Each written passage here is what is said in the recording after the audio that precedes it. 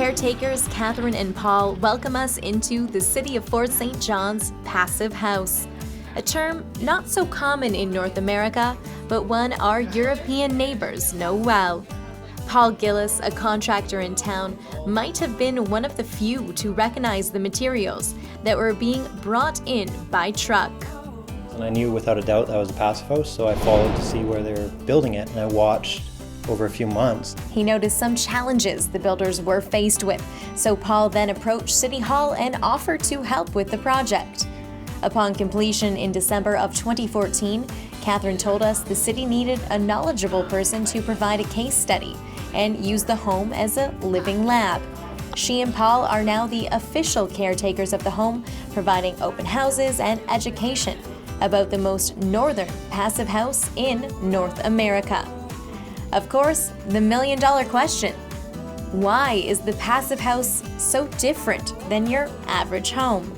Number one is comfort. We were living, I do a lot of contracting, and I've built a house, and we had renovated a house, and I made it the best I could, but it was still drafty, the floors were cold, the furnace was noisy, and it would run all the time, all the winter long. This house is dead quiet, there's no drafts, and everything in here is the same temperature. Ultimately, there's been no need for heat in this house since March, and it's now November. This is due to the insulation from the prefabricated walls, superior window quality, and airtight doors with extra latches, keeping it cozy warm and the air quality high. We're not losing heat, therefore we don't have to input as much heat to keep it at constant temperature. And the biggest thing is having a very simple shaped house and having windows, appropriate windows facing south, so you can get that winter sun. And really, since the dawn of man, we've always lived so you could get winter sun and stay alive, but somehow we've lost that in the last 100 years. The house can even remove the hot air and transport it into the hot water tank and heat the water, something that they enjoyed using in the summers. With all the specialized features, it is said to reduce energy usage by 90%.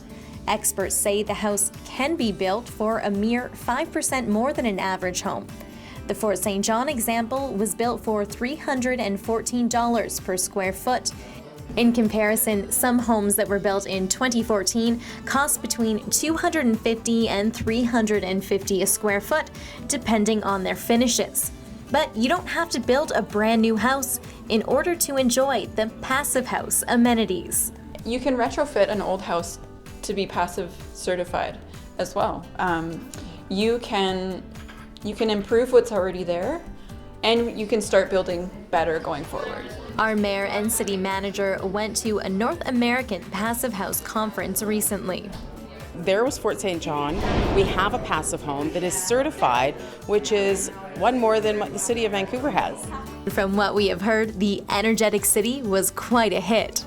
They were blown away at the initiative that a municipality could take in educating their community, and they were blown away by the fact that we are acutely aware of where electricity comes from. It was a real pleasure to tell them that we are BC's energy capital, and that energy is not just a commodity to us, it's a responsibility. So having the ability to showcase something like this was a remarkable opportunity. For more information, you can go to the City of Fort St. John's website, /Passive House Project. Reporting for Go on Shaw TV, I'm Emily Moyes.